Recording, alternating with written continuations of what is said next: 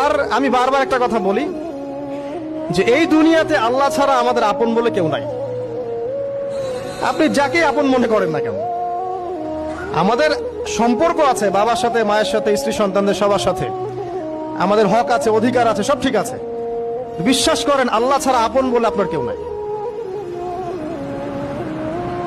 এই যে গার্লফ্রেন্ডকে আপন মনে হয়, এরা আপন না। স্ত্রী সন্তানদেরকে খুব আপন মনে হয়, আপনার মৃত্যুর পর 40 দিন সময় লাগবে না সব ভুলে যেতে। পিতা মাতা ভাই বোন সবাইকে আপন মনে হচ্ছে। পিতা মাতার স্থান বাবা মার পরে, আল্লাহ রসুলের পরে, সেটা ঠিক আছে, আপন আল্লাহ ছাড়া তারা নন। আপনি তাদের মনোপুত ভাবে নিজে প্রতিষ্ঠিত হতে পারবেন না, তারা আপনাকে চিনবে না। বলে সারাটা জীবন তোর পিছনে এত টাকা ঢাললাম, কি করলি? কিচ্ছু করতে পারলি না।